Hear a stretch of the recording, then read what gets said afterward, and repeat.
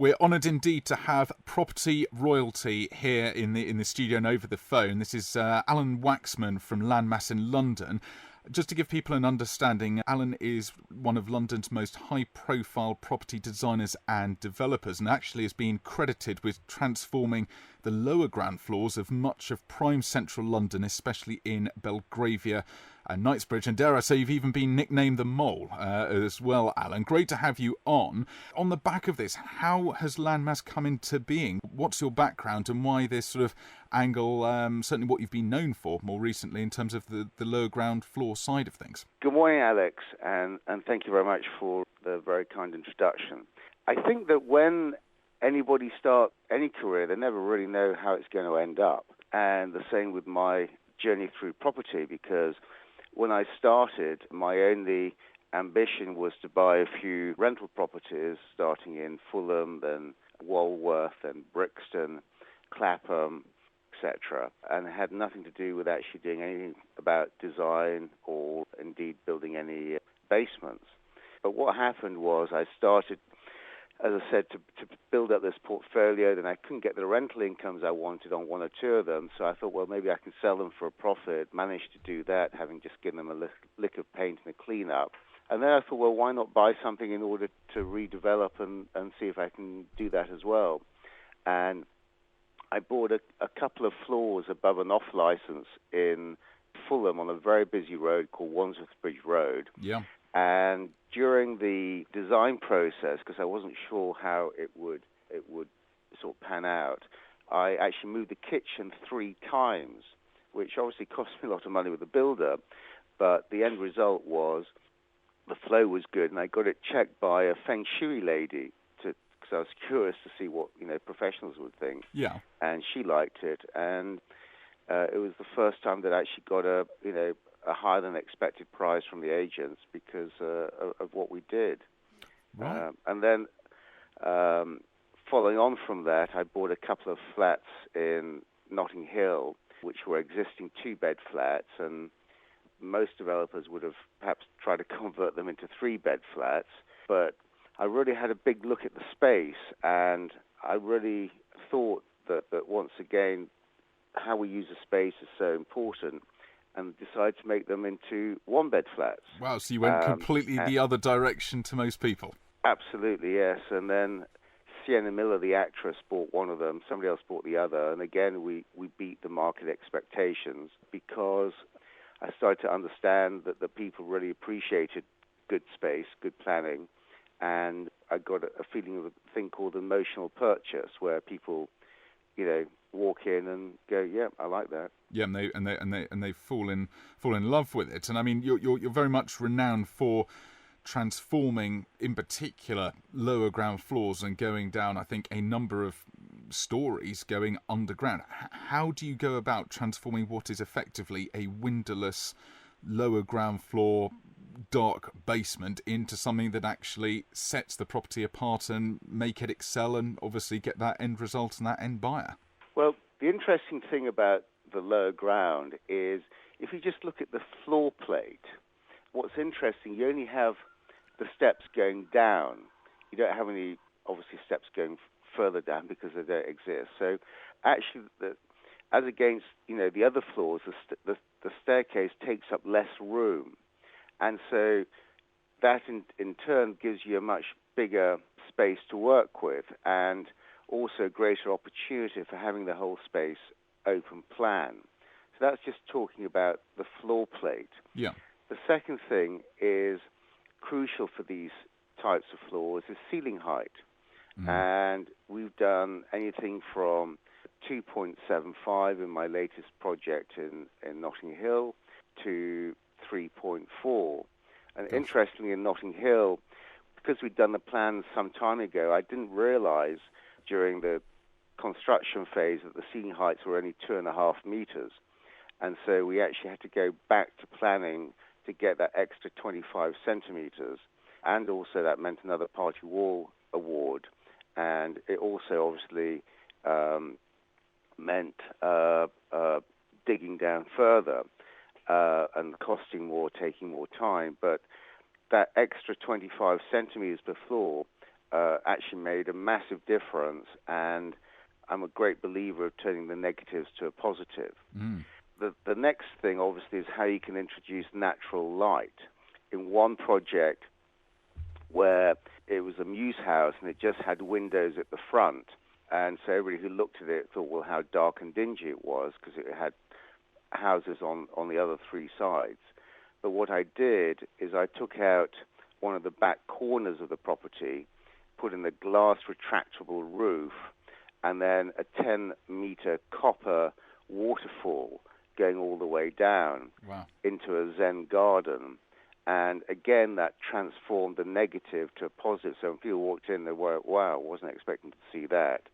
And then amongst the space in the lower ground floor, we also had additional voids. So in essence, double height ceilings to create that special atmosphere.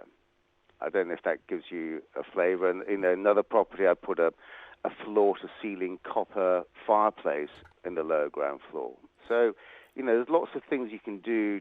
So when people go down, they think, wow, I wasn't expecting to see that, and different ways to turn the negative to a positive. And as you said, just coming in from a completely different angle, and as you said, doing something, I suppose, that's unexpected. And I think that's really what propels your property and your expertise into another level. I think that's a fair comment. And what are people having in these lower ground floors, Alan? What is the space normally, or is it, if you can think of it, you can put it down there, sort of design at all or not? Obviously, each property is different, and when I did in Belgravia, where we won Best in Interior Design in the country, we had a bedroom suite which had a steam room on it. We had a TV area. We had the Zen garden, and then we had sort of a laundry and wine cellar. In another one I did in Belgravia, it was just open plan kitchen dining and a bit of a snug with a TV.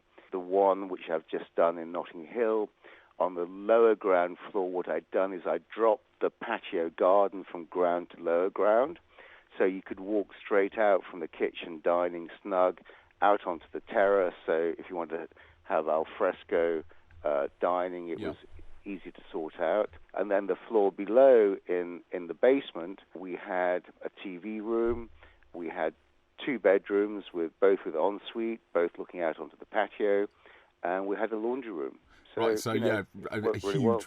huge range of things. And I suppose you're an extremely experienced chap. And I mean, when you look to develop a property, what would you say your top tips in terms of just an insight on that angle? I think the thing that people forget when they do the numbers on a property is, at the end of the day, the numbers only work if the end product is tip-top. And my company, Landmass, has sort of made a point of making sure that each and every property that we bring to the market, for where it is and what it is, ticks all the boxes. Because if it doesn't, the initial financial appraisal you do, you might as well put it in the bin. Yeah. And it's very binary in the higher end of the market, because if people don't like it, they don't then negotiate on the price. They just say, thanks, but not for us. And it's a little bit like in Little Britain when they go into the travel agent and they want to go away somewhere, and the person behind the desk says, sorry, computer says no. It's as simple as that. Yeah. So you've got to get the product right, and on that, it's nothing to do with the finishes. It's all to do with how you create the space. But the 3 main things, on your appraisal are obviously your sales price, working out what you think you can sell it for. Yeah. Secondly is your construction and professional fees, which will obviously vary from project to project, and to get realistic numbers for that. The contingency is always a red herring because it's always used up, so you may want to add a little bit on top of that. And then, of course, the timeline, because obviously each project's different, and timeline obviously affects the financials insofar as the interest costs. Once you've determined those, you then work out what your profit margin wants to be, because everybody has their own formula for that. Yeah. And if it's all cash, then that's all straightforward. If you're going to use bank debt, put those numbers in. And then what that in turn does, it then spits out what you can afford to pay for it. Yeah, quite. So it's a lot more methodical and calculated. Exactly. So in essence, what you're doing is you're working backwards from the end price, your costs, your timeline, put in your financial costs, put in your margin, and then work out what you can afford to pay for it. All makes sense on paper, of course, doesn't it? But I guess in the real world it may be sometimes slightly different. And as you said, you just need to make a very precise judgment call. I think you're very good indeed on the interior design side of things. And I think very often when you're talking about the sort of the Lightwells and the Zen Gardens, it's very much sort of interior design led, and the final sort of touch and the feel of it.